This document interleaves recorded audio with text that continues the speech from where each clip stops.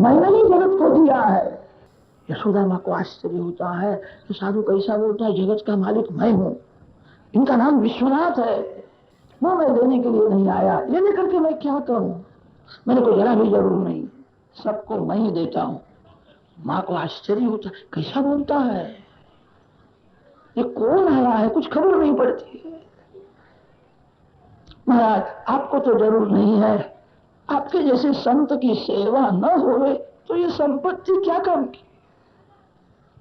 अब सेवा का स्वीकार करो, मेरे बालक को आशीर्वाद दो। भैया मैं फलहारी साधु हूं, 2-4 फल दे दे, मैं फल खा लूं। यशोदा माँ ने विचार किया, बहुत आग्रह करना ठीक नहीं है, उनको लेने की इच्छा नहीं है। फल का मैं फल अर्पण करूंगी, मेरे घर के फल खावे तो ही मेरा जीवन सफल होगा। शिव जी को फल दिए। यशोदा मैया ने वंदन करके कहा है, महाराज मेरी तो ऐसी इच्छा है, आप यही रह जाओ, मैं आपकी सब सेवा करूंगी, यही रहो। जब जब मेरा कन्हैया रोने लगे तो मैं आपको अंदर बुलाऊं, आपकी नजर पड़ने से वो हंसता है, आप यही रहो। यशोदा मैया ने बहुत आग्रह किया है। नंदगांव शिवलिंगाकार हो गया, कभी जाओ तो याद रख के दर्शन करो। नंदगांव पहाड़ के ऊपर है, नीचे से दर्शन करो तो ऐसा लगता है भगवान शंकर विराजमान। यशोदा मैया ने प्रार्थना की है, यही रहो, मैं आपकी सभी सेवा करूंगी। शिव जी ने स्मित हास्य किया, मैया मेरे को जो याद करता है वहां मैं प्रकट हो जाता हूं। बालकृष्ण का जय जयकार करते हुए शिव जी महाराज गए हैं। द्वादशी के दिन जोगी लीला हुई है, योगीश्वर शिव योगेश्वर श्री कृष्ण दोनों का मधुर मिलन हुआ। त्रयोदशी के दिन नंद बाबा मथुरा में कंस राजा को कर देने के लिए जाते हैं। कंस बड़ा राजा है, प्रतिवर्ष नंद जी कंस को कर देते थे। समय हुआ है, ब्रजवासियों को बुलाया है, सभी को समझाते मेरे को मथुरा जाना पड़ता है, मेरे बाल कृष्ण को संभालना। एक एक द्वार में 2-2 ब्रजवासी खड़े किए, मेरे लाला को संभालना। जो जगत को संभालता है उसको कौन संभाल सकता है। हृदय गोकुल में बाल कृष्ण आने के बाद उनको संभालो। भगवान को घर में स्थापन करना कठिन नहीं है, भगवान को संभालना बड़ा कठिन है। परमात्मा के साथ ऐसा प्रेम करो, ऐसी पवित्रता रखो कि भगवान को आपका घर छोड़ करके कहीं जाने की इच्छा हो ही नहीं। जहां अतिशय पवित्रता है, जहां अतिशय प्रेम है, जहां प्रेम से सेवा होती है, वहां भगवान अखंड विराजते हैं। भगवान को घर में रखना कठिन नहीं है, संभालना बड़ा कठिन है। हृदय गोकुल में बाल कृष्ण आने के बाद भगवान को छोड़ करके, भगवान को भूल करके संसार के विषयों से जो आनंद लेने के लिए जाता है, संसार के विषय सुख देते हैं, परिणाम में दुख भी देते हैं। आनंद श्री कृष्ण देते हैं। भागवत में ऐसा वर्णन आता है, जीवन में कंस और श्री कृष्ण एक ही बार मिले और मिलने के बाद कंस मर जाता है। कंस और श्री कृष्ण दोनों साथ में नहीं रहते हैं, विषयानंद और भजनानंद दोनों साथ में नहीं रहते। संसार के विषयों से जो आनंद लेने के लिए जाता है, जो भगवान से विमुख होता है, बाल कृष्ण को संभालो, आपको आनंद श्री कृष्ण देंगे। भगवान को भूलना नहीं, जो भगवान से विमुख होता है भगवान फिर विराजते नहीं। मेरे लाल को संभालो। नंद बाबा मथुरा में गए हैं, कंस राजा को वार्षिक कर दिया है, फिर तो सोने की थाली में पंचरत्नों की भेंट अर्पण की, एक एक रत्न लाख रुपया का। गोकुल में श्री कृष्ण प्रकट हुए तब तो वैकुंठ छोड़ करके श्री लक्ष्मी जी व्रज में आई है। रमा क्रीडम अभून, वैकुंठ में ऐश्वर्य है, व्रज में प्रेम है। जहां ऐश्वर्य है वहां पर्दा रहता है। वैकुंठ में लक्ष्मी जी को पर्दा में रहना पड़ता है। सभी लक्ष्मी जी के पास नहीं जा सकते हैं। जहां ऐश्वर्य है वहां संकोच रहता है। जहां प्रेम है वहां पर्दा नहीं है। जहां प्रेम है वहां संकोच नहीं है। व्रज भूमि प्रेम भूमि है। लक्ष्मी जी वैकुंठ छोड़ करके व्रज में आई है, नंद बाबा के घर में आई है। नंद यशोदा रोज लुटाते थे, घर भरा हुआ ही रहता। सोने की थाली में पंचरत्नों की भेंट अर्पण की। एक एक रत्न लाख लाख रुपया का दिखता है। कंस ने देखा है, बड़ा प्रसन्न हुआ। एक एक रत्न लाख रुपया का दिखता है, सोने की थाली है। बाबा इतनी बड़ी भारी भेंट क्यों देते हो? नंद जी ने हाथ जोड़ करके कहा है, इस वृद्धावस्था में आप सभी के आशीर्वाद से मेरे यहाँ बालक हुआ, मेरे लाल को आशीर्वाद। कंस जानता नहीं है नंद बाबा का जो बाल है वही मेरा काल है। कंस जानता नहीं था कि बाबा आपके यहाँ बालक हुआ है कि मेरे यहाँ बालक। इस वृद्धावस्था में आपके यहाँ बालक हुए, ऐसी मेरे को आशा नहीं थी। नंद जी ने कहा, मैंने भी आशा छोड़ दी थी। ये व्रजवासियों के बहुत उपकार है। मेरे लिए अनेक देवों की पूजा की, अनेक देवों को मनौती रखी, सभी के आशीर्वाद से हुआ। कंस ने कहा, बाबा मेरे को आनंद होता है आपके यहाँ बालक हुआ है, आपके यहाँ आकर के बालक के साथ खेलना चाहिए। इतना बड़ा राज मेरे हाथ में है, अभी तो मैं नहीं आ सकता, मैं यहीं से बाल कृष्ण को आशीर्वाद देता हूँ। आपका कन्हैया मार्कंडायु होवे, सुखी होवे, आपका कन्हैया बड़ा राजा होवे। बाबा मेरा हृदय का आशीर्वाद है, कन्हैया का कोई शत्रु हो तो जल्दी जल करके खाक हो जाए। वो जानता नहीं उसका शत्रु कौन है। ईश्वर वह है, शत्रु जिसको आशीर्वाद देते हैं। बालकृष्ण प्रकट हुए तो देव ऋषि श्री कृष्ण का जय जयकार करे तो क्या आश्चर्य है। बालकृष्ण प्रकट हुए हैं, कंस राजा ने सुना तो कंस राजा भी बालकृष्ण नारायण जय जयकार करने लगा। उसको बहुत भेंट मिली और राजी हो गया, जय जयकार करता है। नंद बाबा वसुदेव जी को मिलने के लिए आए। वसुदेव उपश्रुत्य भ्रातरम नंदमागतम। श्री कृष्ण प्रकट होने के बाद वसुदेव और नंद जी का यह प्रथम मिलन। कोई भी मित्र आपको मिलने के लिए आवे, अपने सुख की बातें न करो, अपनी संपत्ति की मान बढ़ाई की बातें न करो। जो मिलने के लिए आया उसको क्या दुख है। दुखी के साथ अपने सुख की बातें करना योग्य नहीं है। दुखी को आश्वासन दो, भगवान कृपा करेंगे, आप सुखी हो जाओगे, आपके ऊपर कृपा होगी। नंद बाबा ने वसुदेव जी को अपने सुख की बातें नहीं की। मेरे यहाँ पुत्र हुआ, लोगों ने बड़ा भारी उत्सव किया, हमको बहुत भेंट दी, ऐसा कुछ भी बोलते नहीं।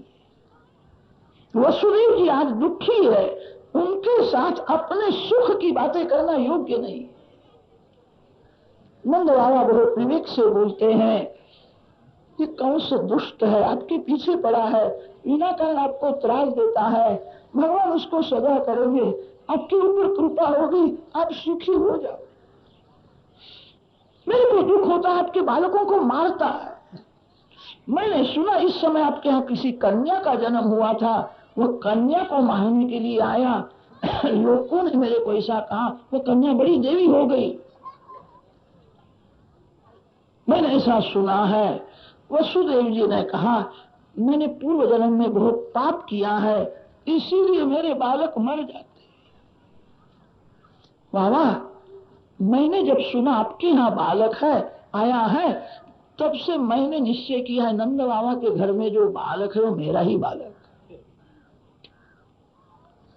नंद बाबा बड़े भोले हैं, सभी को हाथ जोड़ करके कहते थे मैं तो नाम का पिता हूं, कन्हैया आपका बालक है, आपके आशीर्वाद से हुआ है, आप ही उसके पिता हो। नंद जी ने विचार किया वसुदेव जी पुत्र वियोग में दुखी है, मेरा उनका बहुत दिन से स्नेह संबंध है, मेरे कन्हैया को अपना बालक माने तो मेरे को क्या हर्ज है। नंद बाबा ने सरलता से कह दिया कन्हैया आपका बालक है। वसुदेव जी मन में बोले हैं मेरा ही बालक है, आपका नहीं। रात्रि में मैं आया था, आप सब सोए हुए थे, मैंने अपना बालक आपके घर में रखा। बाबा मैं रहता हूं मथुरा में, मेरा मन गोकुल में, आपके घर में ही मेरा मन रहता। मेरे को बाल कृष्ण की बहुत चिंता होती है। लाला को संभाल, अब बाहर घूमना अच्छा नहीं है, जल्दी घर में जाओ। मेरे को ऐसा दिखता है कोई राक्षसी आवेगी, मेरे जीवन में अनेक दुख के प्रसंग आए हैं, कोई विपत्ति आने वाली हो तो मेरे को अंदर से खबर पड़ जाती है। मेरे को ऐसा दिखता है कोई राक्षस राक्षसी आकर के बालक को त्रास दे, अब बाहर घूमते हो ठीक नहीं है, जल्दी घर में जाओ, बाल कृष्ण को संभालो। नंद जी ने कहा मैं क्या संभालू, वृद्धावस्था में परमात्मा ने मेरे को पुत्र दिया है, मेरे नारायण बालक को संभाले। कि नारायण को संभालेंगे, आपको सावधान रहना है, जल्दी घर में जाओ। नंद जी ने कहा जल्दी तो कैसा, जो आज ही मैं मथुरा में आया हूं, बाजार में जाना है, हमारा गोकुल गांव तो छोटा सा है, हमारे गांव में कुछ मिलता ही नहीं है, बाजार में जाकर के थोड़े खिलौने ले आऊं, बाल कृष्ण के लिए खिलौने ले जाऊंगा, मेरा बाल कृष्ण राजी हो। आप जहां जाओ आपके भगवान को साथ में ले जाओ, अकेले जाना नहीं। आपके भगवान की पूजा किए बिना आपको भोजन भाता हो तो मानना मेरी भक्ति सच्ची नहीं। परमात्मा की सेवा पूजा किए बिना आपको खाने की इच्छा क्यों होती है। जहां जाओ वहां भगवान को साथ में ले जाओ। बहुत से लोग रुपया साथ में ले जाते हैं, पैसा से सुख मिलेगा, शांति नहीं मिलेगी। जहां जाओ वहां भगवान को साथ में रखो। 2-3 मिनट हो गए कि भगवान का दर्शन करो।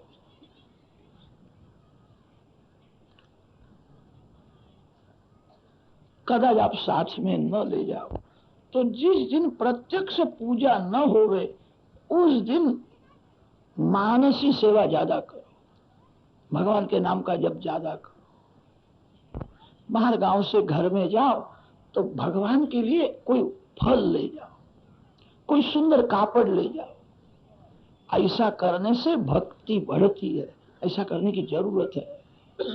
बाहर गांव से जब घर में जाते हो भगवान के लिए क्या ले जाते हो। बहुत से लोग बच्चों के लिए मिठाई ले जाते हैं, कितने लोग बड़े चतुर होते हैं, पत्नी को प्रसन्न करने के लिए सुंदर साड़ी भी ले जाते हैं।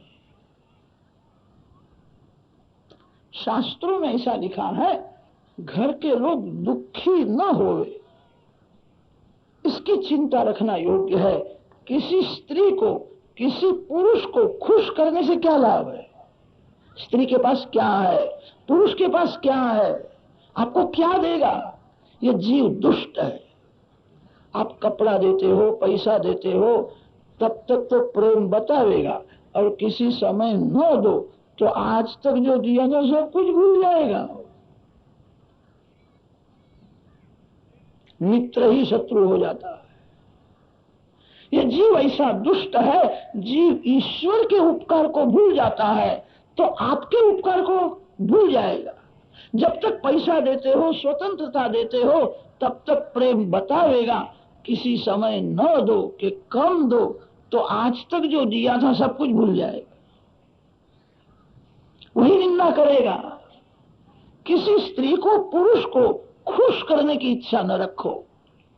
मानव राजी हो जाता है, न मिलने पर नाराज भी हो जाता है। भगवान एक बार राजी हो जावे तो भगवान कभी नाराज नहीं होते। परमात्मा को प्रसन्न करो। किसी मानव को खुश करने से क्या लाभ है? घर के लोग दुखी न होवे, इसकी चिंता रखना योग्य है। किसी स्त्री को, पुरुष को बहुत खुश करने से जीवन सफल नहीं होता है। जो परमात्मा को प्रसन्न करता है, बाल कृष्ण के लिए थोड़े खिलौने ले जाओ। त्रयोदशी के दिन नंद बाबा मथुरा में आए थे। चतुर्दशी के प्रातः काल में पूतना गोकुल में जाती, ऐसा कथा का क्रम है। ताम केशबंधं यतिशक्तमल्लिकाम् बृहन्नितम्बस्तनकृच्छ्रमध्यमाम् सुवास्य संकम्पितकर्णभूषण विशोल्लसत्कुन्तलमण्डिताननाम्। पूतना चतुर्दशी के दिन ही क्यों आती है? अमावस्या के दिन नहीं आई, त्रयोदशी के दिन नहीं आई, पूतना चतुर्दशी के दिन आई। पूतना शब्द का थोड़ा विचार करे। पूत शब्द का अर्थ होता है पवित्र, और ना शब्द का अर्थ होता है नहीं। जो पवित्र नहीं है उसको पूतना कहते। पवित्र क्या है और क्या पवित्र नहीं है? गीता जी में भगवान की आज्ञा है, अर्जुन ज्ञान पवित्र है। नहीं ज्ञाने न सदृशम पवित्रम यह विद्यते। ज्ञान का अर्थ पैसा कमाने का ज्ञान नहीं। पैसा कमाने का ज्ञान तो सभी को है। आत्मस्वरूप का ज्ञान पवित्र है, और आत्मस्वरूप का अज्ञान ही अपवित्र है। जीव जगत को जानने की इच्छा रखता है, जगत का विचार करता है। कभी विचार किया है मैं कौन हूं, मैं कैसा हूं, मैं कहां से आया हूं? जीव ईश्वर को तो जानता नहीं है, जीव को अपने स्वरूप का भी ज्ञान नहीं। आत्मस्वरूप का अज्ञान ही पूतना है। अज्ञान में से वासना जागती है, इसीलिए आचार्यों ने पूतना को वासना माना है। मैं शरीर हूं, शरीर का सुख मेरा सुख है, ऐसा जो समझता है वह वासना जागती है। मैं शरीर नहीं हूं, शरीर का सुख मेरा सुख नहीं है, मैं शरीर से भिन्न हूं, मैं परमात्मा का अंश हूं। अज्ञान में से वासना जागती है, ज्ञान से वासना का विनाश होता है। पूतना अज्ञान है। अज्ञान में से वासना जागृत हुई है, पूतना वासना रूप है। वासना राक्षसी है। वासना आरंभ में सुंदर सी लगती है, जीव वासना के अधीन होकर के अति सुख भोगता है, तो वासना राक्षसी हो जाती है, फिर भयंकर स्वरूप धारण करती है। राक्षसी हृदय में से निकलती नहीं। पूतना राक्षसी है, सुंदर श्रृंगार करके आई है।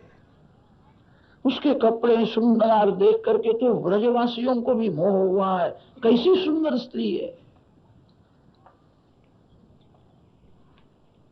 नंद बाबा ने कहा था मेरे बाल कृष्ण का रक्षण करो। द्वार में ब्रजवासी खड़े हैं, पूतना श्रृंगार करके आती है, सभी उसके श्रृंगार को देखते हैं। सौंदर्य का जहां मोह होता है वहां ज्ञान टिकता नहीं। सौंदर्य का जहां मोह होता है वहां विवेक बह जाता है। मन को बार बार समझाओ, कोई स्त्री सुंदर नहीं है, कोई पुरुष सुंदर नहीं है, सुंदर मेरे भगवान है। ये शरीर तो ऐसा है, एक क्षण में बिगड़ जाता है। जो अभी सुंदर दिखता है थोड़े समय में ही बिगड़ने वाला है। देह सुंदर नहीं है, देव सुंदर है। पूतना चतुर्दशी के दिन आई है, श्रृंगार करके आई है। वासना 14 जगह में रहती है, इसीलिए वो चतुर्दशी के दिन आई है। रामायण में कथा आती है, कैकेयी रामचंद्र जी को वनवास 14 वर्ष का देती। कैकेयी ने 15 वर्ष का वनवास क्यों नहीं दिया? कैकेयी कहती है राम 14 वर्ष वन में रहे। रामायण में रावण काम का प्रतीक है। शास्त्रों में वर्णन आता है काम 14 जगह में रहता है। 14 वर्ष तपस्या करने के बाद राम रावण को मारते हैं। काम 14 जगह में रहता है, वासना 14 जगह में रहती है। इसीलिए चतुर्दशी के दिन आई है इंद्रियाणि मनोबुद्धि अस्य अधिष्ठान उच्यते। अस्य कामस्य अधिष्ठानम इंद्रियाणि मनः बुद्धि पंच ज्ञानेन्द्रिय पंच कर्मेन्द्रिय मन बुद्धि चित्त अहंकार 14 जगह में वासना रहती है। किसी मानव के सौंदर्य में आंख फंस जावे तो समझना आंख में पूतना आ गई है। 2 जन कोई बातें करते हो वो सुननी नहीं चाहिए। कितने लोगों को ऐसी खराब आदत होती है, 2 जन बोलते हो तो अपने कान को वहां भेज देते हैं, जा वहां सुन के आना क्या बोल रहे हैं। कान में पूतना है। जो वस्तु खाने की शास्त्र ना बोलता है वो खाने की बहुत इच्छा होवे तो समझना जीभ में पूतना है। प्याज है, लहसुन है, कभी नहीं खाना चाहिए। आप लोग तो कभी खाते नहीं, ऐसा ही मेरे को लगता है। और खाते हो तो आज कथा में सुनने के बाद आज से छोड़ दो। कथा में सुनने के बाद भी खाओगे बहुत मार पड़ेगा। हमारे ऋषियों ने जो नियम बनाए हैं बहुत विचार पूर्वक बनाए हैं। ऋषियों में विश्वास रखो। आजकल के लोग डॉक्टर में विश्वास रखते हैं, शास्त्र में विश्वास नहीं रखते। शास्त्र की रचना करने वाले ऋषि निस्वार्थ है, झाड़ के नीचे बैठते थे। स्वार्थी मानव कदाच झूठ बोलता होगा। ऋषियों को कोई स्वार्थ नहीं है। शास्त्रों में श्रद्धा रखो। प्याज है, लहसुन है, खाने से वासना बढ़ती है, रजोगुण बढ़ता है, मन चंचल हो जाता है। इसीलिए ऋषियों ने खाने की आज्ञा नहीं दी है। सादा भोजन। कथा सुनते हो ऐसा नियम लो, भगवान जिसका स्वीकार करते हैं वही मेरे को लेना है। जिसका स्वीकार भगवान कभी नहीं करते वो मेरे को लेना नहीं।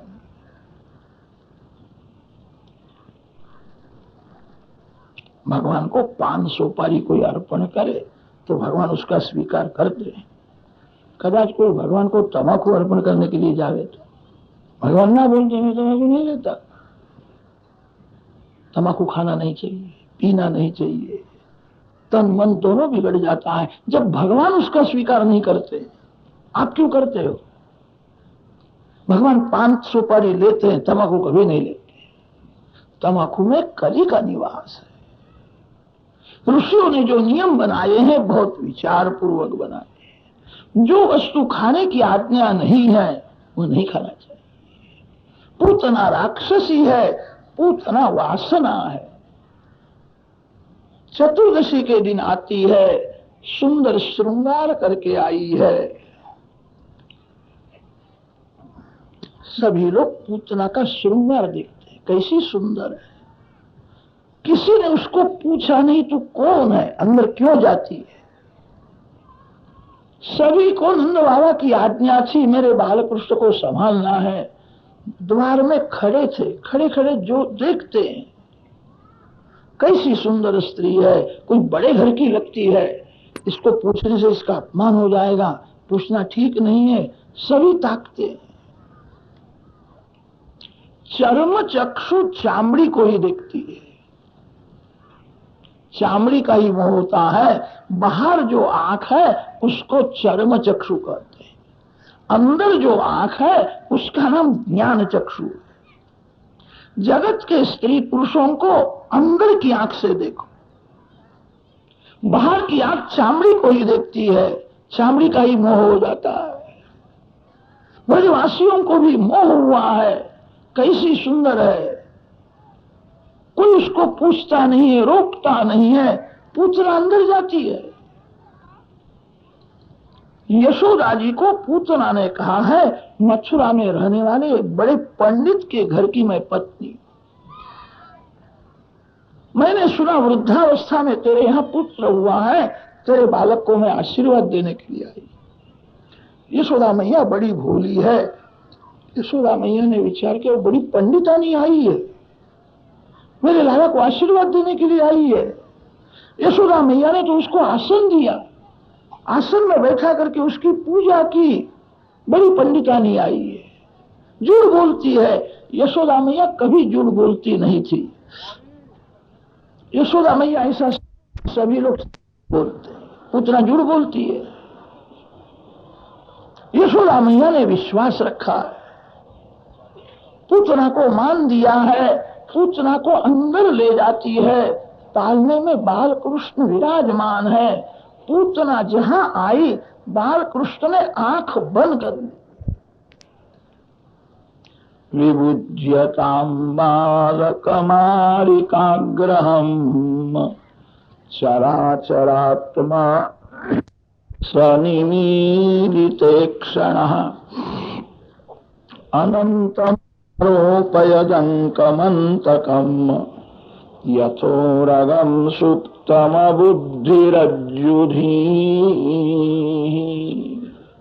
पूतना आती है तो बाल कृष्ण आंख बंद करते हैं। जगत को उपदेश दिया है, पूतना आवे तब आंख बंद करो। पूतना तन को श्रृंगार करके आई है, उसका शरीर सुंदर है, उसका मन मलिन है। जिसका मन मलिन है उसको आंख देना नहीं। आप जिसको आंख देते हो वो आंख में से आपके मन में आता है। आंख देना तो विचार करो, मैं किसको आंख देता हूं, कैसे भाव से आंख देता हूं। जिसका मन मलिन है उसको नहीं देखना चाहिए। पूतना तन को श्रृंगार करके आई है, पूतना का मन बहुत बिगड़ा हुआ,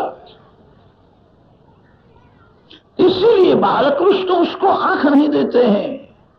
भगवान नजर देवे ऐसी इच्छा हो तो मन को शुद्ध करो, मन को श्रृंगार करके भगवान के सामने जाओ।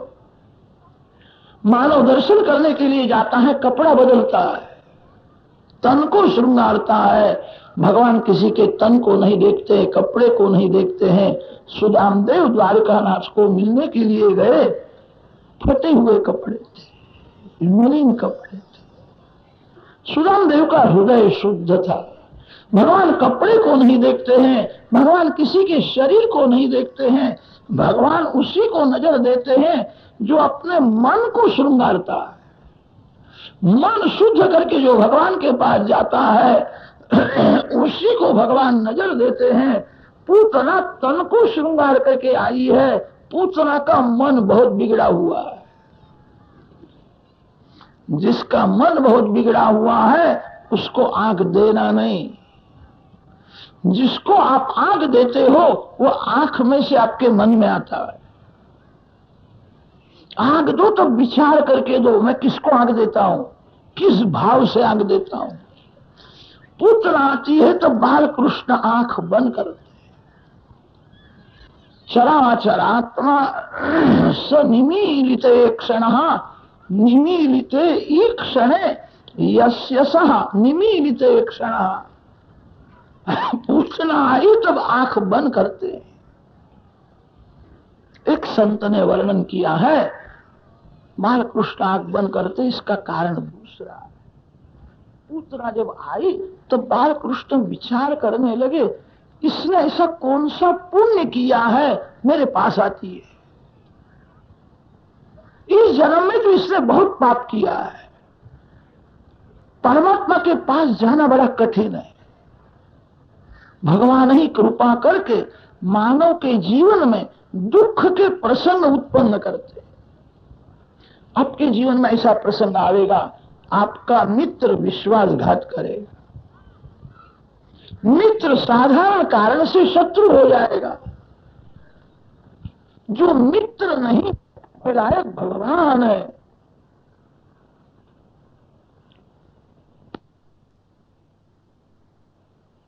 पता है श्रीमान की खुशामद करता है भगवान के पास नहीं जाता है। प्रभु के पास जाना बड़ा कठिन है। पूतना तो इस जन्म में बहुत पाप करती है, इसने कुछ पूर्व जन्म में पुण्य किया होगा, ऐसा क्या पुण्य किया आज मेरे पास आती है। वो देखने के लिए बालकृष्ण आंख बंद कर, बालकृष्ण ने देख लिया ये तो बलि राजा की कन्या है। वामन जी महाराज 7 वर्ष के थे, बलि राजा के यज्ञ में गए थे। वामन जी का बाल स्वरूप देख करके बलि राजा की कन्या जो है उसके हृदय में वात्सल्य भाव हुआ। कैसा सुंदर बालक है, ऐसा बालक मेरे को हो गए, ऐसा बालक मेरे गोद में आवे, मैं प्यार करूं। वामन जी का अति सुंदर बाल स्वरूप देख करके बलि राजा की कन्या के मन में वात्सल्य भाव जागृत हुआ। वामन जी ने विराट स्वरूप प्रकट किया, बलि का सर्वस्व ले लिया। तब तो कन्या को क्रोध आया, ये मेरे पिता का सब कुछ ले जाता है, ये बड़ा कपटी है, उसको मारो। एक बार गोद में लेने की, प्यार करने की इच्छा हुई थी और एक बार मारने की इच्छा। भगवान के सन्मुख आप बैठो और मन में खराब विचार आवे तो वहां से उठ जाओ। भगवान के सन्मुख खराब विचार कभी करना नहीं चाहिए। 1 लाख श्री कृष्ण नाम का जप करने के बाद मधुकरी लेने के लिए जाते। मदन मोहन जी की सेवा करते थे, मधुकरी में जो कुछ मिले मदन मोहन जी को अर्पण करते। भागवत के ऊपर टीका लिखी है, श्री कृष्ण आंख क्यों बंद कर। एक संत वर्णन करते हैं, श्री कृष्ण विचार करने लगे कि पूतना मेरे पास आई है, उसको मैं स्वर्ग में ले जाऊं कि गोलोक धाम में ले जाऊं, कैसी सदगति दूं, ये विचार करने के लिए आग बंद। एक संत ने वर्णन किया ऐसा नहीं है, पूतना विष लेकर के आई तब श्री कृष्ण को भगवान शंकर का स्मरण हुआ। शिव जी महाराज विष पीते हैं, शिव जी महाराज को सब कुछ पच जाता है, उनके मस्तक में ज्ञान गंगा है।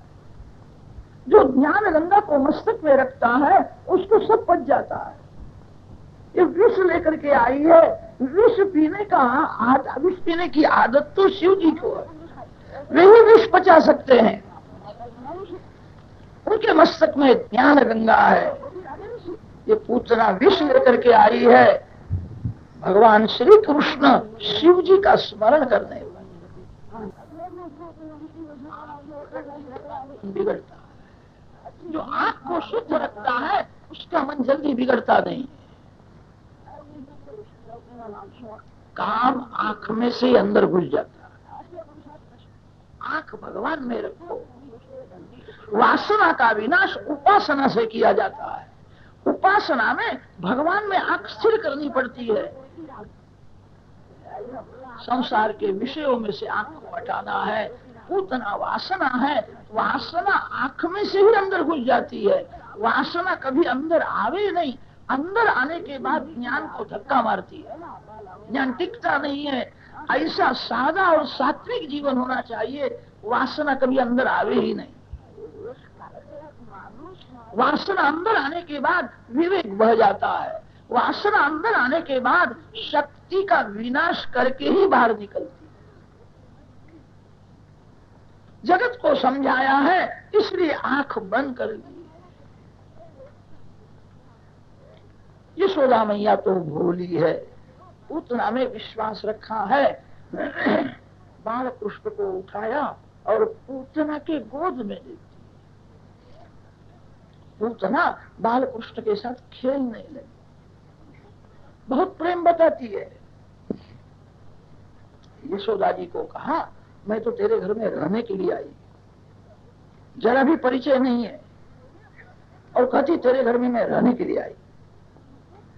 मैंने बालक को गोद में लिया है, मैं बालक को संभालती हूँ, यहाँ बैठने की जरूरत नहीं है, घर का काम करो, जाओ यहाँ से। मैं तेरे घर में रहने के लिए आई। कैसा बोलती है यशोदा मैया, बहुत भोली है। जो अतिशय भोला होता है उसको जगत में छल कपट दिखता ही। जो अति कपटी है उसको जगत में सभी कपटी ही दिखते हैं। जो अति से भोला है वो सभी को भोला ही समझता है। भोले के गोद में भगवान खेलते हैं। यशोदा मैया बड़ी भोली है। जो मानव के साथ कपट करता है, भगवान विचार करते हैं कि ये कभी मेरे साथ भी कपट करेगा। जो मानव के साथ कपट करता है, यशोदा मैया छल कपट को जानती ही नहीं। यशोदा जी ने बाल कृष्ण को पूतना के गोद में दिया है। पूतना ने कहा घर का काम करो, मैं बालक को लेकर के बैठी हूँ, मैं उसके साथ खेलती हूँ। यशोदा जी ने विश्वास रखा, अंदर जाती है। पूतना बाल कृष्ण के मुख में स्तन देती, बहुत प्रेम बताती है। बाल कृष्ण का एक स्वभाव है, प्रेम से जो कोई देता है उसका स्वीकार कर लेते हैं। मुख में स्तन देती, स्तनपान करने लगे। बाल कृष्णलाल समझ गए हैं कि किस भाव से स्तनपान कर, उसके हृदय में कैसा भाव है समझ गए हैं। प्राण को चूसने लगे, प्राण का आकर्षण किया।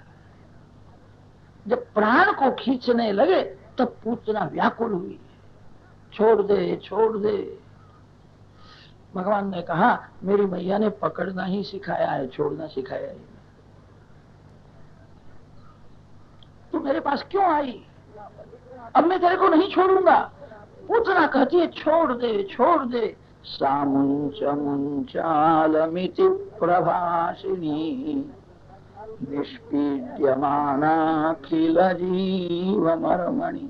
पूतना 2 बार बोली है छोड़ दे छोड़ दे। 3 बार नहीं बोलती है छोड़ दे छोड़ दे छोड़ दे। 1 बार नहीं बोलती है छोड़ दे, 2 बार क्यों बोली? पूतना बालकृष्ण को कहती है छोड़ दे छोड़ दे। अस्माल लोकान माम मुंच परस्माच्च लोकान माम मुंच मुंच इति प्रभाषिणी। इस लोक में से और परलोक में से मेरे को छुड़ा दे बेटा। पाप और पुण्य दोनों में से मेरे को छुड़ा दे। पाप बंधन करता है, पुण्य भी बंधन करता है। पाप लोहे की बेड़ी है और पुण्य सोने की बेड़ी है। संत पुण्य कृष्णार्पण करते हैं, पुण्य का फल देने की इच्छा नहीं रखते हैं। पुण्य का फल है सुख, तब अनजान में भी पाप हो जाता। संत पुण्य का फल सुख भोगने की इच्छा नहीं रखते हैं, पुण्य कृष्णार्पण कर देते हैं और पाप का फल दुख भोग करके पाप का विनाश करते हैं। पाप और पुण्य दोनों बंधन करते हैं। पूतना बालकृष्ण को कहती है पाप और पुण्य दोनों में से मेरे को छुड़ा दे, तेरे धाम में तू मेरे को ले जा। इसीलिए 2 बार बोलती है मुंच मुंच अलमिति प्रभाषिणी।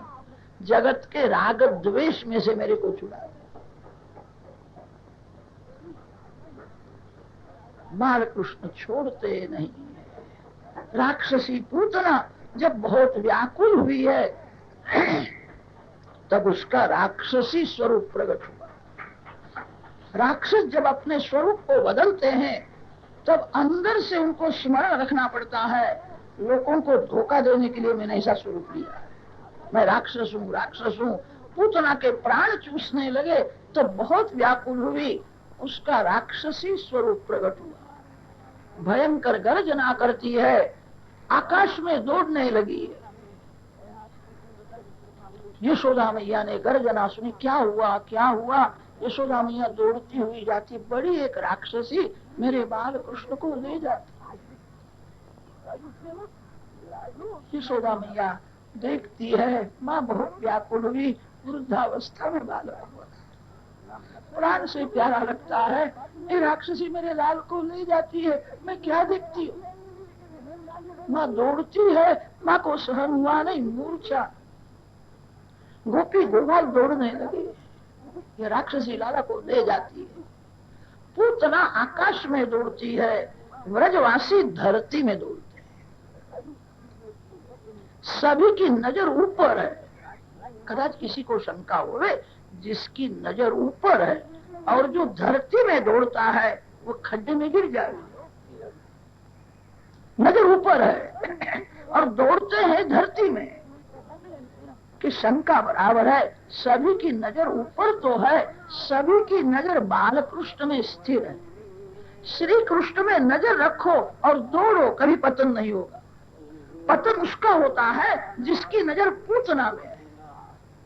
जो भगवान में आंख स्थिर करता है उसका पतन कभी नहीं होता। सभी बालकृष्ण को देखते हैं, पूतना को कोई नहीं देखता है।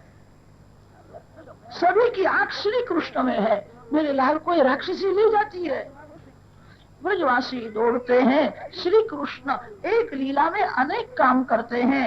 एकम भगवतः कार्यम बहुअर्थानांच साधकम। पूतना को श्री कृष्ण कंस के बगीचा में झाड़ के ऊपर गिराते। कंस का बगीचा उज्जड़ हो जावे। बाल कृष्ण ने विचार किया अग्नि संस्कार में लकड़ी की जरूर पड़ने वाली ही है, मैं तैयारी करके रखता हूँ। ये जो झाड़ गिर जाते हैं इसी की लकड़ी पूतना को जलाने के काम में आती है। पूतना के प्राण व्याकुल हुए हैं, पूतना प्राण छोड़ती है। गोपी दौड़ती हुई जाती है, बाल कृष्ण को उठाती, प्यार करती है। बेटा तेरे को कहीं चोट लगी है? और जी आँख खुली है, आँख बंद है। गाल में धीरे धीरे हंसता, कैसा है? इसको जरा भी डर नहीं लगता है। ये तो नारायण की कृपा, भगवान की कृपा से बालक बच गए। ये राक्षसी तो अपने पाप से ही मर गई। गोकुल के ब्रजवासी श्री कृष्ण को बालक, कन्हैया मेरा बालक है, वात्सल्य भाव से प्रेम करते हैं। नंद गांव के ब्रजवासी श्री कृष्ण में सख्य भाव रखते हैं, कन्हैया मेरा सखा है। वृंदावन में माधुर्य है और द्वारका में ऐश्वर्य है। भगवान द्वारका में राजाधिराज है, गोकुल में तो बालक है। गोकुल के ब्रजवासी ऐसा मानते हैं, बहुत देवों की पूजा की, अनेक देवों को मनौती रखी, तब यह बालक हुआ। अति दुर्लभ है, कन्हैया मेरा बालक है। गोकुल के ब्रजवासियों का एक नियम होता है, जीवन में कैसा भी दुख का प्रसंग आवे, श्री कृष्ण को मनौती नहीं रखते। श्री कृष्ण को तो सब कुछ देना ही है, कृष्ण के पास मांगना नहीं है। ब्रजवासी कभी दुखी हो जावे तो गिरिराज बाबा को मनौती रखते हैं, गिरिराज बाबा की पूजा करते हैं। कन्हैया तो मेरा बालक है, अति कोमल है, उसको सब कुछ देना है। वात्सल्य भाव उनका दृढ़ होता है।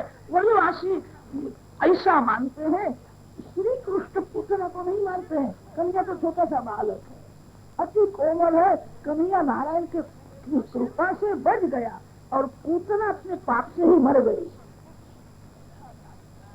बालकृष्ण पूतना को मारते हैं, सब नहीं मानते हैं। कन्हैया मेरा छोटा सा बालक है, वो पूतना को कैसा मारे? पूतना अपने पाप से मर गई और कन्हैया नारायण की कृपा से बच गया।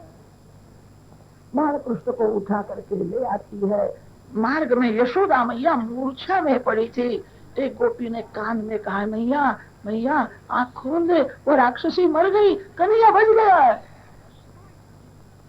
माँ को बहुत भय लगा था, मूर्छा में पड़ी थी। गोपी ने यशोदा मैया के गोद में बालकृष्ण का जब स्पर्श हुआ है तो माँ आँख खोलती है, अपने बालकृष्ण के एक एक अंग को निहारती है। बालकृष्ण को कहीं चोट तो नहीं लगी। चरण कमल, कर कमल, मुख कमल, नेत्र कमल, बार बार निहारती है। गोपी ने कहा, मैया लाला को चोट नहीं लगी है, कन्हैया आनंद में है, वो राक्षसी मर गई। कि मर गई, बहुत अच्छा हो गया, अपने पाप से ही मर गई। आप सभी के आशीर्वाद से मेरा कन्हैया बन गया। यशोदा मैया गोपी को वंदन करती है, आपके उपकार में कभी नहीं भूलूंगी। गोपी बालकृष्ण को लेकर के यशोदा जी के साथ घर में आई। एक गोपी ने कहा, मैया राक्षसी का स्पर्श हुआ, बालक की नजर उतारनी चाहिए। मैया नजर उतारने का मंत्र मैं जानती हूँ कि मेरे लाला की नजर उतार दे। बालकृष्ण को उठा करके गौशाला में ले गई। नंद बाबा के घर में एक गाय थी, उसका नाम गंगी गाय। गंगी गाय का ही दूध बालकृष्ण को भाता था। गंगी गाय बाल कृष्ण के लिए दूध देती थी। गंगी गाय का तो ऐसा नियम था, बाल कृष्ण का दर्शन के बिना पानी भी नहीं पीना। कितने लोग दर्शन करने के लिए जाते हैं, चाय पी करके नाश्ता करके डोलते डोलते दर्शन करते, ऐसा कहीं दर्शन होता है? पेट में कुछ डालने के बाद रजोगुण उत्पन्न होता है। पेट जब खाली रहता है तब सात्विक भाव जाता है। गाय का ऐसा नियम है, बाल कृष्ण का दर्शन किए बिना पानी भी नहीं पीती। हम्मा हम्मा बोलती है। यशोदा मैया बाल कृष्ण को जगाती है, बेटा तेरी गंगी गाय तेरे को बुलाती। बाल कृष्ण जागने के बाद यशोदा मैया बाल कृष्ण को गौशाला में ले जाती है। गायों के आशीर्वाद से बालक, मेरे को आशा नहीं थी, गायों की सेवा की, गायों ने आशीर्वाद दिया। गाय बाल कृष्ण को निहारती है, दूध की धारा निकलती, बाल कृष्ण का दर्शन करती है, हृदय पिघलता। गंगी गाय के पास बाल कृष्ण को ले गई है। गंगी गाय बाल कृष्ण को निहारती है, दर्शन में तन्मय हुई है। गोपी ने गंगी गाय का पुच्छ हाथ में लिया और बाल कृष्ण के चरण से मुखारविंद तक 3 बार पुच्छ को हिलाया, घुमाया। 3 बार पुच्छ को घुमाती है, मंत्र बोलती है, मेरे लाला को किसी की नजर लगी हो, किसी ग्रह की बाधा हुई हो, बाहर की अला बला कुछ आई हो, सब गंगी के पूजने चला जाओ यहाँ से। मेरा कन्हैया आनंद। गोपुच्छ भ्रमण आदि भी, गोपी प्रेम की मूर्ति है, बाल कृष्ण की नजर उतारती है। कृष्ण को लेकर के गोद में लिया है, मैया बैठी है। बड़े बड़े ऋषि गोपी होकर के आए। ऋषि होने के बाद गोपी भाव जागता। गोपी होना बड़ा कठिन है। गोपी कोई स्त्री नहीं है, गोपी कोई गोवर्ण नहीं है। बड़े बड़े ऋषि गोपी हुए थे। देह भाव जब मरता है तब गोपी भाव जागता है। बड़े बड़े ऋषि गोपी होकर के आए थे, इसलिए पूर्व जन्म के ऋषि होने से उनको वेद मंत्रों का ज्ञान था। वेद मंत्र बोल करके बाल कृष्ण का रक्षण करते हैं। गोपी वेद मंत्र बोलती है, अव्यादजोंघ्रिमणिमांस्तव जान्वथोरु यज्ञोच्युतः कटितटं जठरं हयास्यः हृत्केशवस्त्वदुरईशयिनस्तु कण्ठं विष्णुर्भुजं मुखमुरुक्रमईश्वरः कम्। बाल कृष्ण के चरण ऊपर से हाथ फेरते, कैसे सुंदर चरण। अजय भगवान तेरे चरणारविंद का रक्षण करे, मणिमान भगवान तेरे जंघा का रक्षण करे, हयग्रीव नारायण तेरे पेट का रक्षण करे, केशव भगवान तेरे हृदय का रक्षण करे, जनार्दन वासुदेव तेरे कंठ का रक्षण करे, विष्णु भगवान तेरे दोनों हाथ का रक्षण करे। बाल कृष्ण के मुख ऊपर से हाथ फेरती है, श्री वामन जी महाराज तेरे मुखारविंद का रक्षण करे। मेरा कन्हैया खेलने के लिए जावे तब गोविंद भगवान उसका रक्षण करे। मेरा बाल कृष्ण निद्रा में होवे, हे माधव राय आपके चरण में मैं वंदन करती हूँ। मेरे बाल कृष्ण को स्वप्न दिखे नहीं, गाढ़ निद्रा आवे तो मेरा कन्हैया जल्दी तगड़ा हो जाएगा। हे माधव राय मैं आपको वंदन करती हूँ, निद्रा में मेरे बाल कृष्ण का रक्षण करो। गोपी बराबर जानती नहीं है, जो माधव राय को मनाती है, माधव राय ही यशोदा जी की गोद में है। क्रीडन्तं पातु गोविन्दः शयानं पातु माधवः व्रजन्तमव्याद् वैकुण्ठः आसीनं त्वां श्रियः पतिः। चरण से मुखारविंद तक सर्वांग ऊपर से धीरे धीरे हाथ पे आदि नारायण परमात्मा को मनाती है। भगवान नारायण का मंगलमय नाम सर्वकाल बाल कृष्ण का रक्षण करते हैं। श्रीमन्नारायण नारायण नारायण।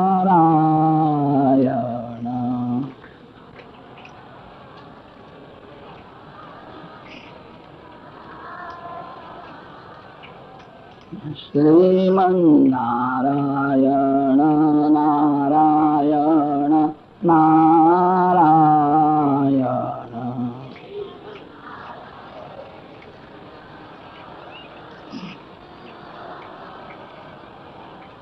श्रीमन्नारायण नारायण नारायण।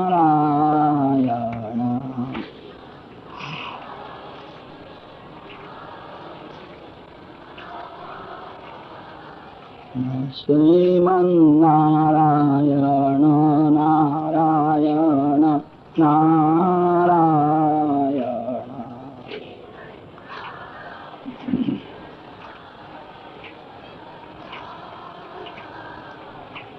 श्रीमन्नारायण नारायण नारायण।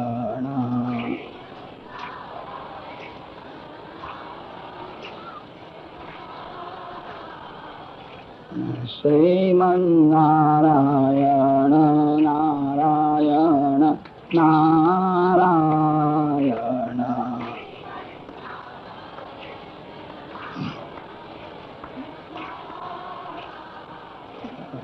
लक्ष्मी नारायण नारायण नारायण।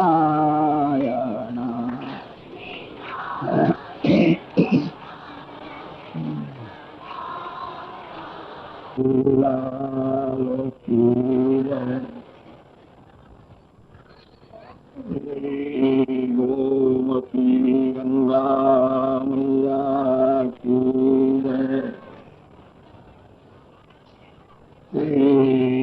गोवर्धननाथ की जय। गिरिराजधरण की जय। द्वारिकाधीश की जय। बालकृष्ण लाल की जय। सरस्वत्यै नमः। श्री गुरुभ्यो नमः।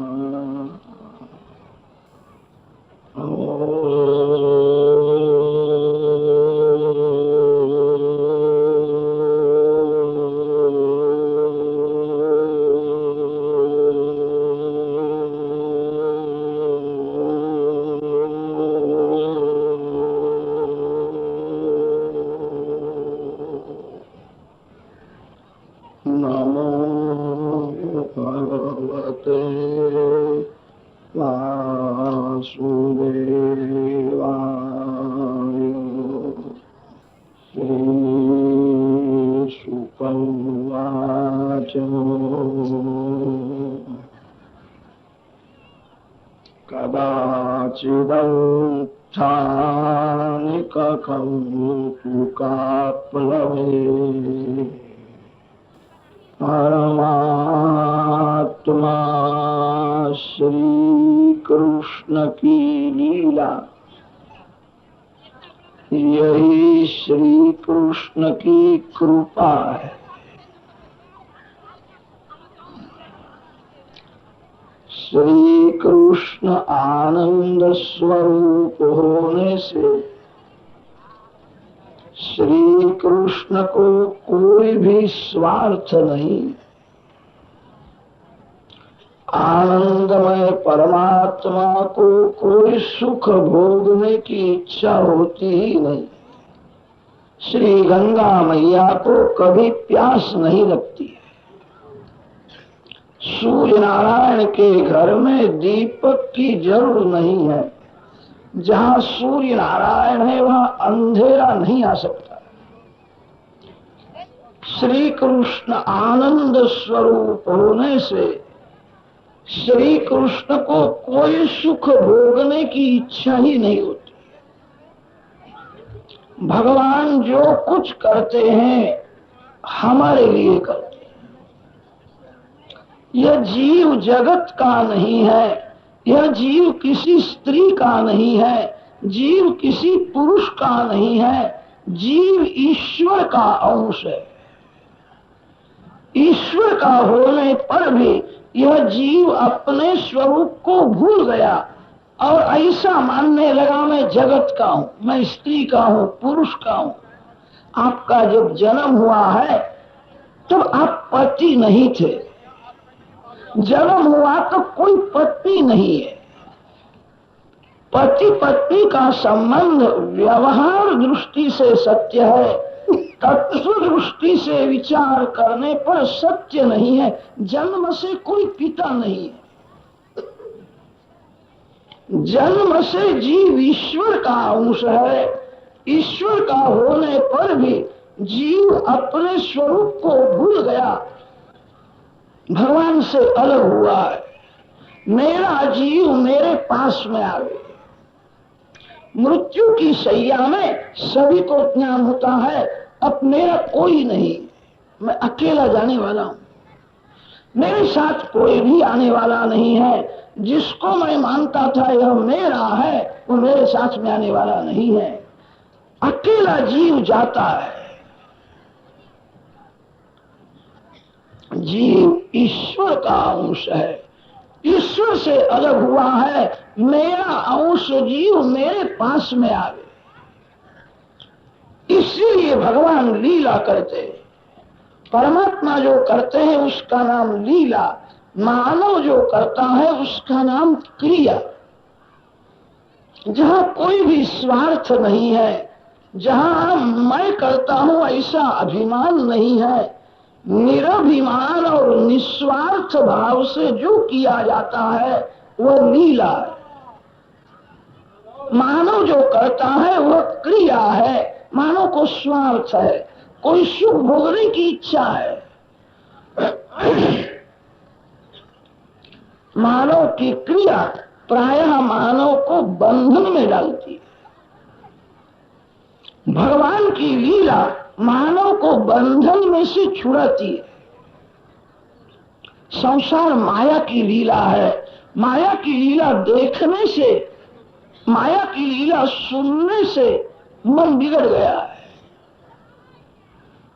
भगवान की लीला का जो दर्शन करता है, श्री कृष्ण लीला का चिंतन जो करता है, श्री कृष्ण में प्रेम होता है। मेरा जीव मेरे पास में आवे, इसीलिए भगवान लीला करते हैं। श्री कृष्ण अति सुंदर है। भगवान का दर्शन करने के बाद किसी को देखने की इच्छा नहीं होती है। सौंदर्य से आंख का आकर्षण किया,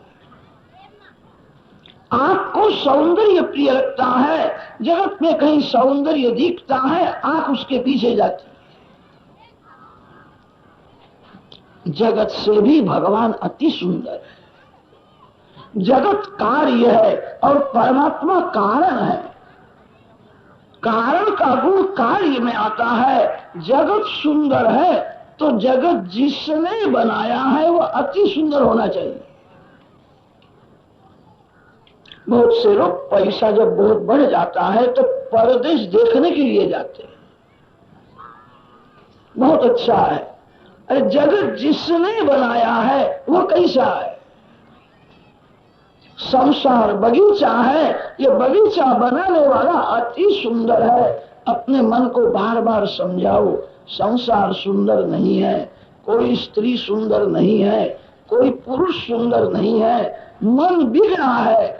इसीलिए स्त्री में पुरुष में सौंदर्य का भास होता है। की कल्पना है।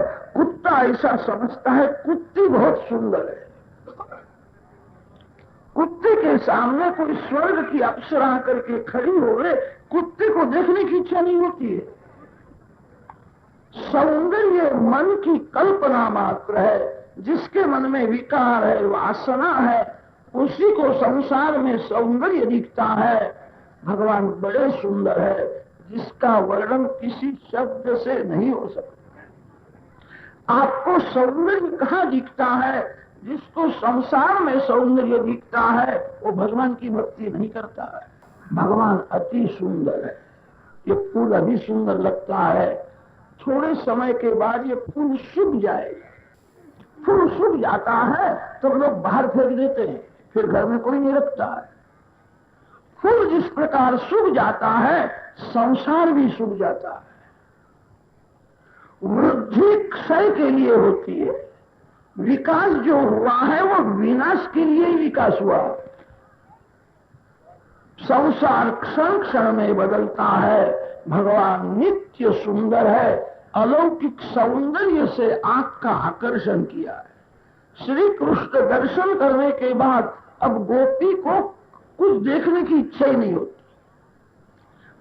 संत संसार को देखते हैं, उपेक्षा भाव से देखते हैं। दृष्टि दो प्रकार की होती है, अपेक्षात्मक दृष्टि और उपेक्षात्मक दृष्टि। साधारण मानव जगत को सुंदर समझ करके देखता है, संत जगत को उपेक्षा भाव से देखते। कचरे के ऊपर नजर जाती है, कचरे को लोग उपेक्षा भाव से देखते हैं, कचरा याद नहीं आता।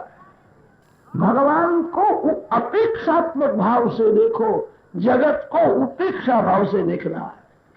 इसका अर्थ यह है भगवान अति सुंदर है, जगत सुंदर नहीं है। बालक को खिलौने में ही सौंदर्य दिखता है।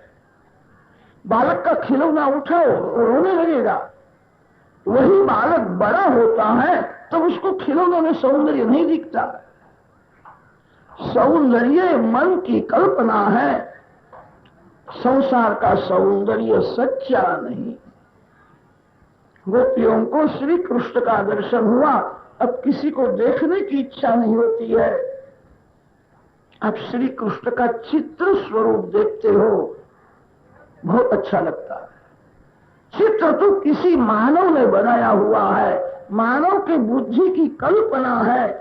चित्र में जो सौंदर्य दिखता है उससे 1000 गुना, लाख गुना सौंदर्य श्री कृष्ण।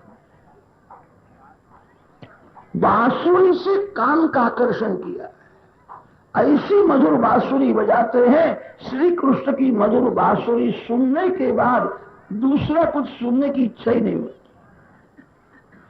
ये तो अच्छा है आप श्री कृष्ण की कथा ही सुनते हो, बांसुरी नहीं सुनते हो। एक बार बांसुरी सुनोगे तो घर में रहना कठिन हो जाएगा। श्री कृष्ण की बांसुरी जिसके कान में गई, उसको श्री कृष्ण मिलन की तीव्र इच्छा होती है। बड़े बड़े ज्ञानी पुरुष निराकार ब्रह्म का ध्यान करते हैं, ओंकार का जप करते हैं। उनके कान में बांसुरी का मधुर ध्वनि जाता है तो निराकार का ध्यान छोड़ देते हैं। ऐसा मधुर ध्वनि कहां से आता है? निराकार ब्रह्म का जब ज्ञानी पुरुष ध्यान करते हैं, इंद्रियों के साथ झगड़ा करना पड़ता है। इंद्रिय रूपी दरवाजे को बंद रखना पड़ता है। एकाध दरवाजा खुला रह जावे तो विषय रूपी पवन अंदर आकर के ज्ञान रूपी दीपक को बुझा देता है। बड़े बड़े राजा लोग राजमहल में रहते थे। श्री कृष्ण की मधुर बांसुरी कान में आने के बाद उनको राजमहल का सुख तुच्छ लगता है। श्री कृष्ण को मिलने की तीव्र इच्छा होती है। ऐसा मधुर ध्वनि कहां से आता है? पागल के जैसी दशा हो जाती है। श्री कृष्ण की बांसुरी जिसके कान में गई, वो राजा हो के रंक हो, पशु हो के राक्षस हो, उसका हृदय पिघलने लगता है। उसको भगवान को मिलने की तीव्र इच्छा होती है। यदनुचरित लीला कर्ण पीयूष विप्रुत सकृदन विधूत द्वंद्व धर्मा विनष्टा सपदिग्रह कुटुम्बं दीनमुत्सृज्य दीना बहवय विहंगा भिक्षुचर्यां चरन्ति। अलौकिक सौंदर्य से आंख का आकर्षण किया, बांसुरी से कान का आकर्षण किया। गोपी मेरे को ही मन में रखे, मेरी ही बातें करे। गोपी जगत को भूल जावे। इसलिए भगवान ऐसी मधुर लीला करते हैं, गोपियों को मुक्ति का आनंद दिया है। भागवत की कथा ऐसी नहीं है जो मर जाता है उसी को मुक्ति मिलती है। मरने से प्रथम जिसको मुक्ति नहीं मिली है, मरने के बाद मुक्ति मिले तो उसका क्या प्रमाण है? मरा हुआ आदमी कहने के लिए आता है मेरे को मुक्ति मिली है। भगवान के भक्तों को मरने से प्रथम मुक्ति के जैसा आनंद मिलता है। प्रत्येक इंद्रिय से भक्ति करो, आंख से भक्ति करो, कान से भक्ति करो, जीभ से भक्ति करो, मन से भक्ति करो, आपको मुक्ति का आनंद मिलेगा। जो देह को भूल जाता है, जो जगत को भूल जाता है, जो भगवान के दर्शन में स्मरण में तन्मय हो जाता है, उसको मुक्ति का आनंद मिलता है। अलौकिक आनंद देने के लिए भगवान ये मधुर लीला करते हैं। मुक्ति मन को मिलती है, बंधन में मन आता है। मन को जो बंधन होता है उसका आरोप आत्मा अपने स्वरूप में करता है। आत्म स्वरूप के लिए संतों में थोड़ा मतभेद है। बहुत से संत ऐसा मानते हैं आत्मा और परमात्मा दोनों एक ही है। कितने संत ऐसा कहते हैं ऐसा नहीं है, परमात्मा अंशी है, आत्मा अंश है। थोड़ा विचार करो, ध्यान में आएगा। ज्ञानी पुरुष ऐसा कहते हैं भगवान में से थोड़ा भी अंश, थोड़ा भी भाग अलग नहीं हो सकता है। 1 लाख रुपया है, उसमें से एक पैसा किसी ने निकाल लिया, फिर लाख नहीं रहते। भगवान में से थोड़ा भी अंश अलग हो जावे तो भगवान का स्वरूप नष्ट हो जाएगा। भगवान तो अविनाशी है। इसीलिए ज्ञानी पुरुष कहते हैं जीव अंश नहीं है, तत्व से आत्मा परमात्मा एक ही है। वैष्णवाचार्यों ने कहा है ऐसा नहीं है, जीव बिंदु है, परमात्मा सिंधु है। सिंधु में से बिंदु को कोई अलग कर देवे तो सिंधु का नाश होता है। जिसकी बुद्धि अति सूक्ष्म है वो तो कहेगा कि सिंधु में से एक बिंदु भी बाहर निकाल दो तो सिंधु का स्वरूप रहा नहीं। 1 लाख रुपया में से पैसा भी निकाल दो तो लाख का नाश हो जाता है। जिनका हृदय भक्ति प्रधान है वे कहते हैं बिंदु सिंधु में से अलग हो जाए तो भी सिंधु का नाश नहीं होता। सभी संत भगवान की प्रेरणा से आए हैं, खंडन न करो। भागवत में खंडन नहीं है, मंडन है। दोनों सिद्धांत सत्य है। जीव को ईश्वर का स्वरूप मानो अथवा आत्मा परमात्मा दोनों एक है ऐसा मानो। आत्मा को अंश रूप मानो, परमात्मा को अंशी मानो। किसी भी सिद्धांत में जीव को बंधन नहीं होता है। जो राजा का बालक है उसको कौन बांध सकता है? जो राजकुमार है उसको कौन रुला सकता है? हम सब लोग राजा के बालक है, भगवान का अंश जीव है। जीव दुखी होता है, अज्ञान से दुखी होता है। दुख का कारण अज्ञान है। जीव को कोई दुख नहीं दे सकता है। जीव तो ईश्वर का अंश है, जो भगवान का अंश है उसको कौन दुख देवे? अज्ञान से जीव दुखी होता है। शास्त्रों में यह सिद्धांत समझाने के लिए एक दृष्टांत बहुत अच्छा दिया। वानर बड़ा चंचल होता है। वानर को पकड़ने के लिए भीड़ लोग युक्ति करते हैं। छोटी सी हंडी में चने रखते हैं। हंडी का मुख छोटा होता है। पारजी भील दूर खड़ा रहता है। वानर दौड़ता हुआ आता है। वानर को चने बहुत भाते हैं। चने को देख करके वो बहुत प्रसन्न होता है, खाने की इच्छा होती है। दोनों हाथ हंडी में डालता है। उसका हाथ हंडी में जाता है, उसकी मुट्ठी में चना आ जावे कि उसकी मुट्ठी बढ़ जाती है। फिर उसका हाथ बाहर नहीं निकलता है। वानर को ऐसी भ्रांति हो जाती है, हंडी के अंदर कोई भूत बैठा है, उसने मेरे हाथ पकड़ लिया है। वानर का हाथ किसी ने पकड़ा नहीं है, उसके हाथ में चना आ गया है और चना आने से उसकी मुट्ठी बढ़ गई है, फूल गई है, हाथ बाहर निकलता नहीं है। वानर को चना छोड़ने की इच्छा नहीं होती है, उसको बहुत चना भाता है। केसरी पेड़ा आपके हाथ में आ जाए तो आपको छोड़ने की कहां इच्छा होती, मानो छिपाता है, किसी की नजर पड़े तो थोड़ा देना ही पड़ेगा। वानर को चना बहुत भाता है, वो हाथ में आए हुए चने को छोड़ता नहीं है, उसका हाथ बाहर निकलता नहीं, उसको किसी ने बांधा नहीं है, वो अज्ञान से ही अपने को बद्ध समझता है। जीव का बंधन ऐसा ही है, जीव को कोई दुख नहीं देता, दुख का कारण अज्ञान है, बंधन मन को होता है। व्यवहार में भी लोग ऐसा ही बोलते हैं, मन फंस गया है, मैं फंस गया ऐसा नहीं बोलते हैं, मन फंस गया है, ये जिसको दिखता है वही आप हो, आप मन नहीं हो, आप तन नहीं हो, आप तो बिगड़े हुए मन को सुधारने वाले हो, आप मन को पाप करने से रोकने वाले हो। बंधन मन को होता है, मन के बंधन का आरोप आत्मा अपने स्वरूप में करता है। जीवात्मा भगवान का अंश है, जो सिंह का बच्चा है, उसको कोई नहीं मार सकता है। बंधन मन का है, गोपी मेरा ही ध्यान करे, गोपी मेरा ही स्मरण करे, मेरे को ही मन में रखे।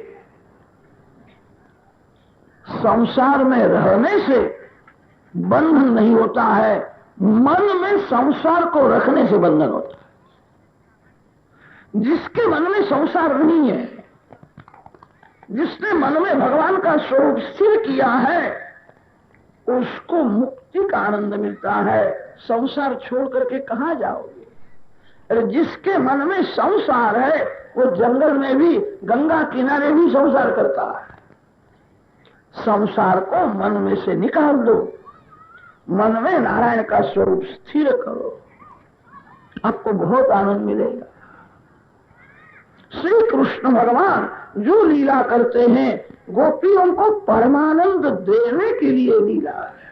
आज हजारों वर्ष हो गए, श्री कृष्ण की कथा सुनता है तो मानव को जगत याद नहीं आता है, आपको कथा में थोड़ा भी आनंद मिलता है। इसलिए भीड़ में, गर्मी में आप बैठते हो, आनंद न आवे तो भीड़ में बैठना कठिन हो जाए। कथा में थोड़ा भी आनंद मिलता है, कथा में जगत की विस्मृति होती है। श्री कृष्ण की कथा सुनते हो तब आपको आनंद आता है। गोपी तो प्रत्यक्ष लीला का दर्शन करती है। सुखदेव जी महाराज ने कथा ऐसी की है, परीक्षित जगत को भूल जाए, परीक्षित देह को भूल जाए।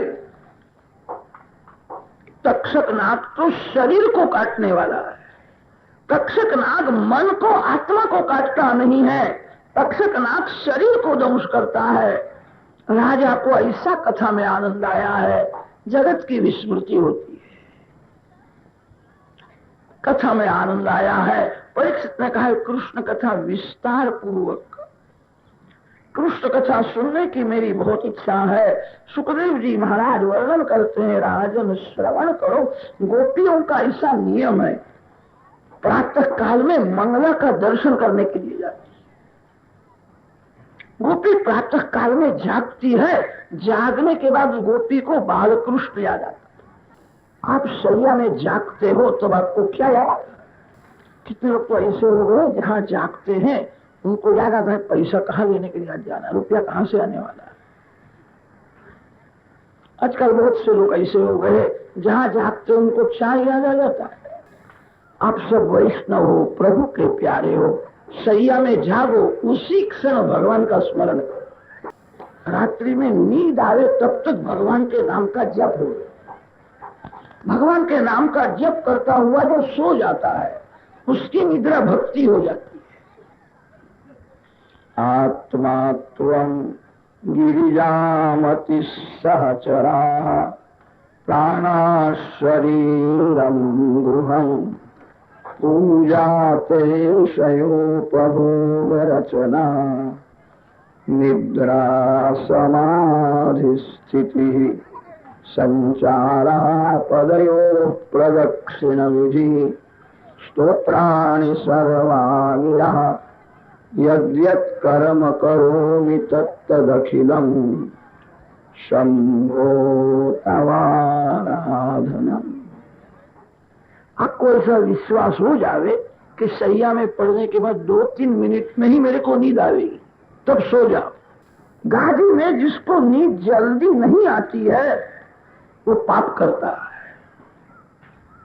कितने लोग तो पड़े पड़े विचार करते हैं बैंक में कितना रुपया जमा है, इस वर्ष ब्याज कितना आएगा। नींद जल्दी ना आवे तो पैसे का चिंतन होता है। जिसको गाड़ी में नींद जल्दी नहीं आती है वो काम सुख का स्मरण करता है। तो और मन को किसी भी सत्कर्म में लगा दो। अब ऐसा विश्वास हो जावे 2-3 मिनट में ही मेरे को नींद आ जाएगी, तब सो जाओ। जब तक जप करो, कोई भी सत्कर्म करो, परोपकार में इस शरीर को घिसाओ। नींद आवे तब तक भगवान के नाम का जप हो।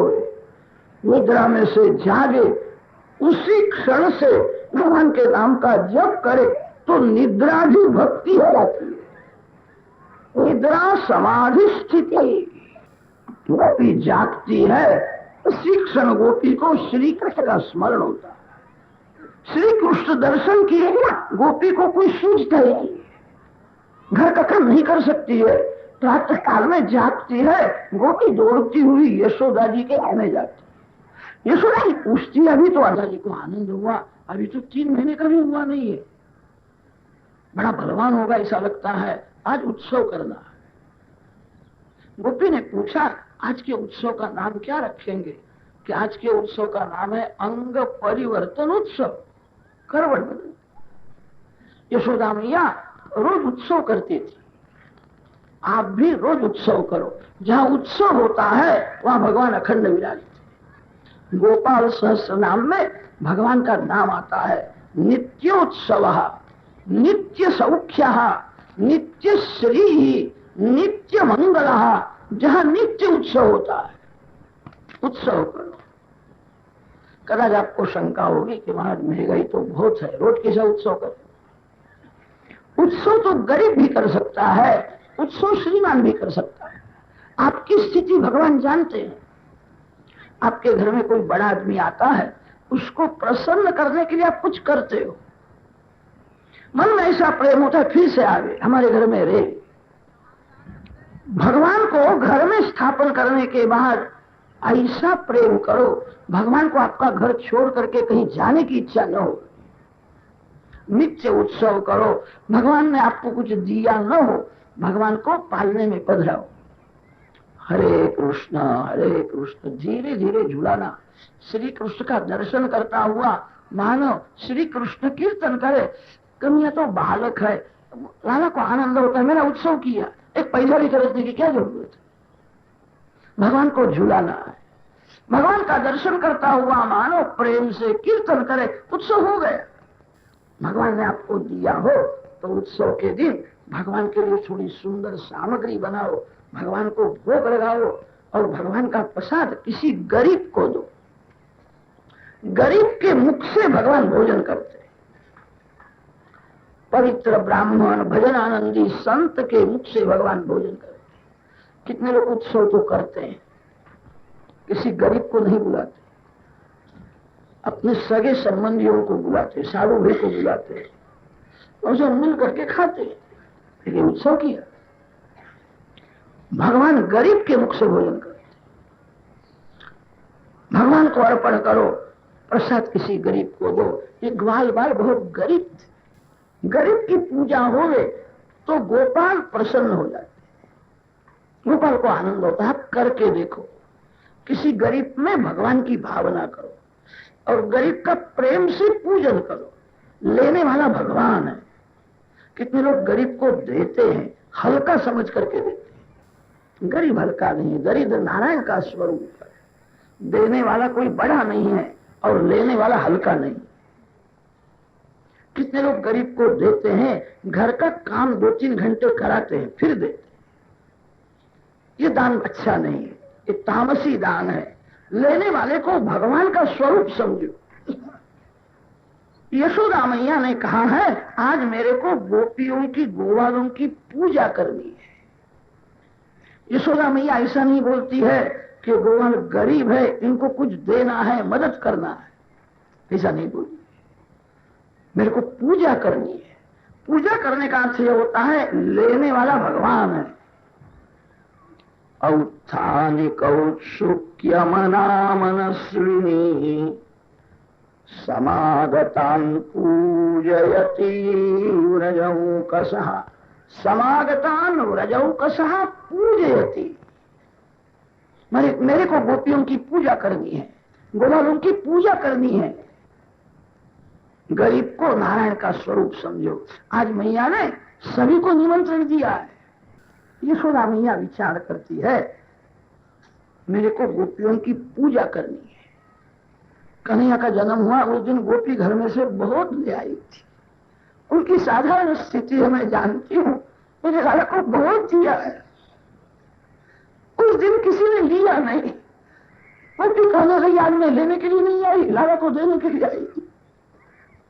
कैसा इनका प्रेम है। मेरे को सभी का सम्मान करना है, पूजा करनी है। यशोदा मैया विचार करती है कन्हैया सो जावे तो मैं पूजा करूं, ये जागता होवे तो मेरे को छोड़ता ही नहीं है। कन्हैया सो जावे तो मैं पूजा करूं। बाल कृष्णलाल समझ गए हैं मेरी माँ को पूजा करने की इच्छा है, मेरी माँ की ऐसी इच्छा है कन्हैया सो जावे।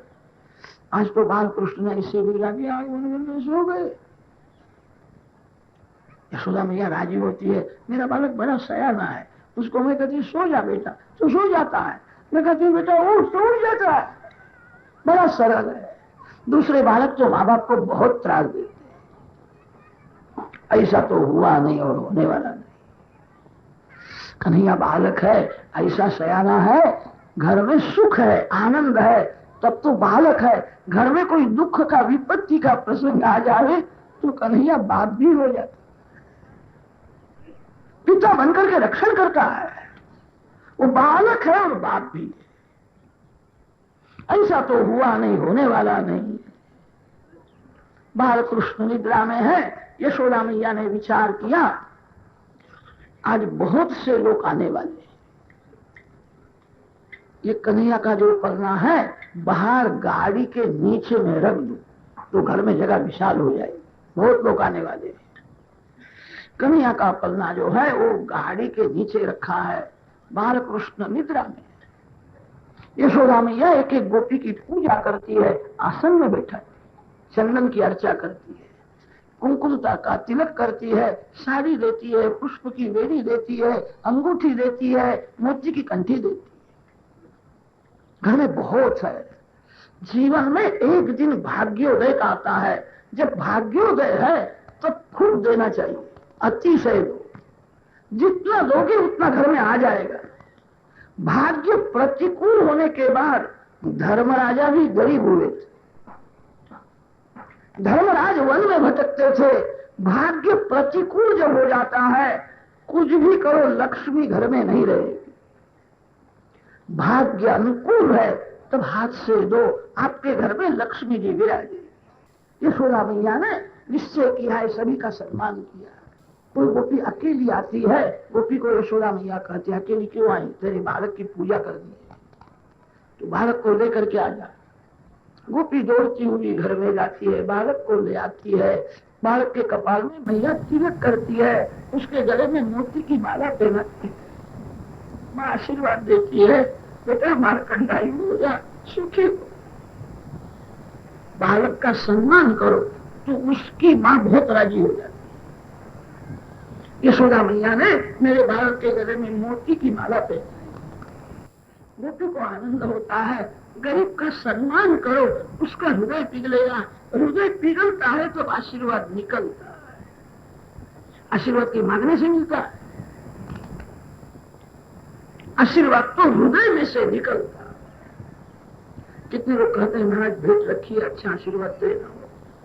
महाराज के पास 2-4 आशीर्वाद होते हैं कि अच्छा आशीर्वाद है, दूसरा खराब आशीर्वाद है। कितने लोगों के आशीर्वाद अलग अलग होते हैं। 101 देवे तो आशीर्वाद दूसरा होता है, 500 देवे तो आशीर्वाद दूसरा, और 1000 देवे तो आशीर्वाद दूसरा हो जाता है। वो आशीर्वाद के सफल होता है। जिसकी नजर पैसे के ऊपर है उसका आशीर्वाद सफल नहीं होता। जो भगवान में आंख रखता है, संतों की पूजा करो, वृद्धों को मान दो, माता पिता की सेवा करो, गरीब का हृदय जब पिघलता है, पिघले हुए हृदय में से आशीर्वाद निकलता है। यशोदा मैया गोपियों की पूजा करती है, गोपी आशीर्वाद देती है, बाल कृष्ण लाल की जय जयकार करती, आनंद हुआ है। बाल कृष्ण जागते, बाल कृष्ण ने देखा मैया उत्सव तो मेरा करती है, मेरे को घर में से बाहर और गाड़ी के नीचे रख दिया है, तो मैया उत्सव किसका करती है? उत्सव जगत को भूलने के लिए, उत्सव भगवान में तन्मय होने के लिए है। कितने लोग उत्सव तो करते हैं, उनकी नजर बाहर होती है, कितने लोग आए हैं, कहां से आए हैं, कैसे लोग आए हैं।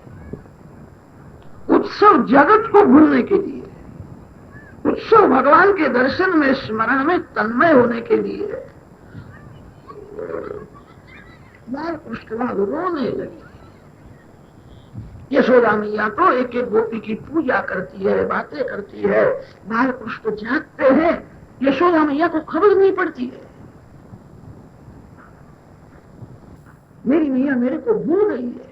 तो उत्सव किसका करती है? श्री कृष्ण गाड़ी के नीचे है, कंस राजा ने शक्तासुर नाम का एक राक्षस भेजा। शक्तासुर वहां आया है, उसने देखा पूतना को मारने वाला बालक आज गाड़ी के नीचे, इसी बालक ने पूतना को मारा है, मैं गाड़ी के ऊपर चढ़ जाऊं और गाड़ी को जोर से दबा दूं तो पूतना का काल मर जाएगा। गाड़ी के ऊपर शक्तासुर जाकर के बैठा था। बाल कृष्ण रोने लगे।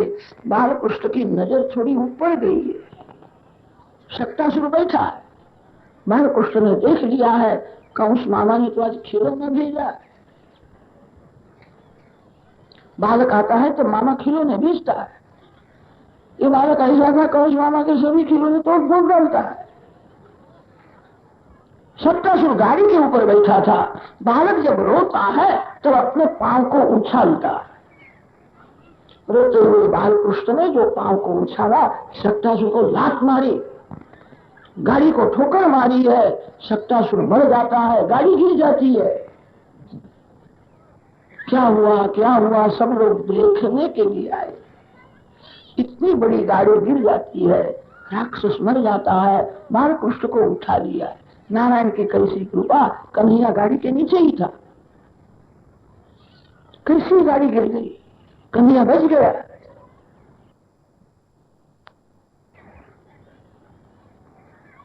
तीन चार वर्ष के छोटे छोटे बालक वहां खेलते थे। यशोदा मैया ने बालकों को पूछा है ये गाड़ी कैसी गिर गई। बालक कहने लगे मैया मैया ये कन्हैया रोता था और तो उसका पांव एकदम लंबा हो गया, इसीने राक्षस को मारा, इसीने गाड़ी को ठोकर मारी। यशोदा मैया का मन मानता नहीं, कन्हैया तो छोटा सा बालक है, राक्षस को कैसा मारेगा।